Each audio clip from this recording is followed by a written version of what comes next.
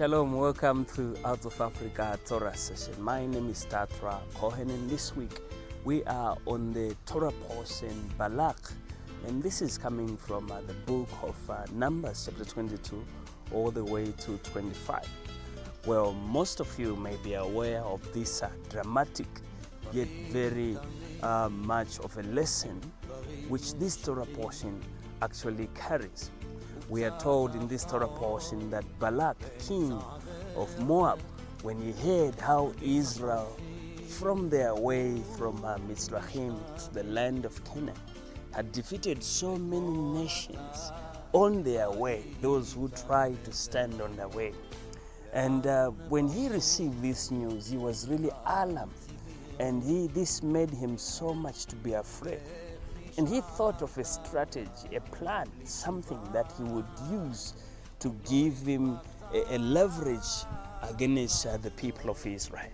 He thought that I am actually next to be defeated like these other nations who were defeated. So now his plan was very simple. There was this other prophet also, in that context, who was known that everything he says shall happen. And this happened to be the famous Balaam.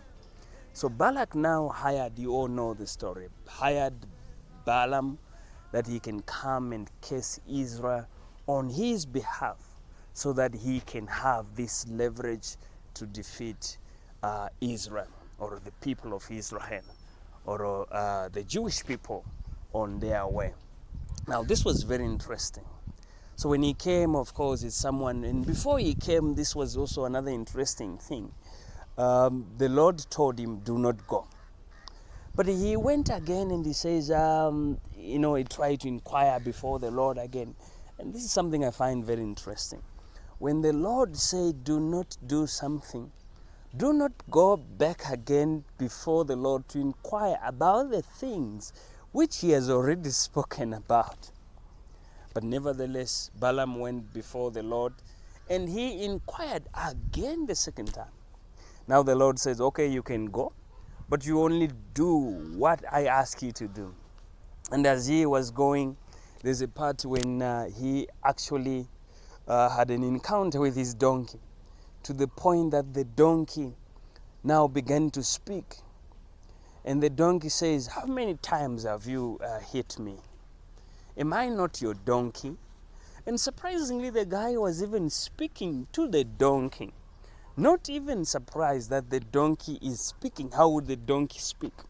You know, there are certain people, no matter what you do, or no matter the move of God in a particular event, or in a particular thing, or in a particular happening, they are still not moved. Balaam was one of those, whereby you are seeing the donkeys talking, but still you are not moved.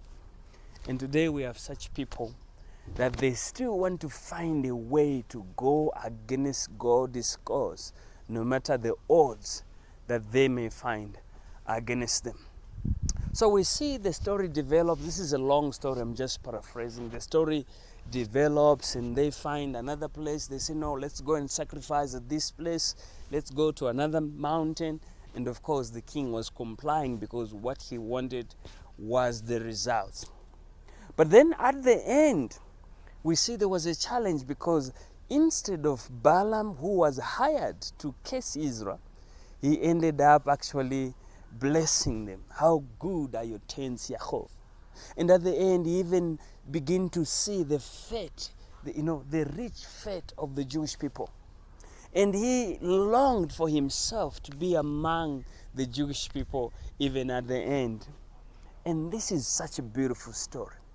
But nevertheless, the one who hired him, Balak, was actually very displeased. He said, I hired you to curse them, but how come you are now blessing them? And this is the lesson for you and me today. Never should you attempt to go against the will of God. If you so do, you're actually adding sorrow and inconveniencing yourself. And this became the lesson not only to Balaam, but the lesson to Balak, even the lesson to the greater people of Israel.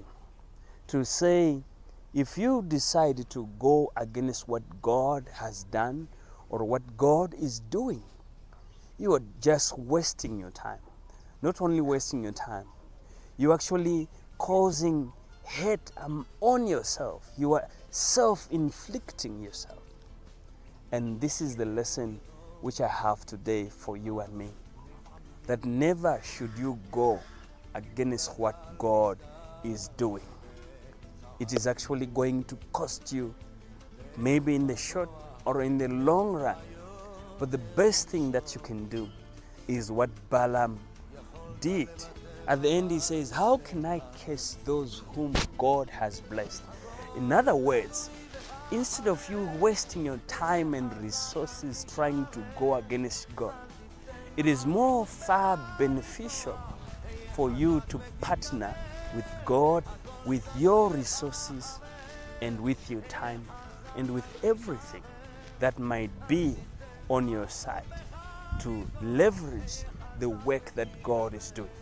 And this is my simple message to you today, that you cannot go against what God is doing.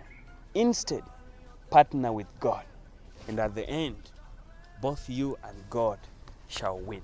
Thank you, and Shabbat Shalom.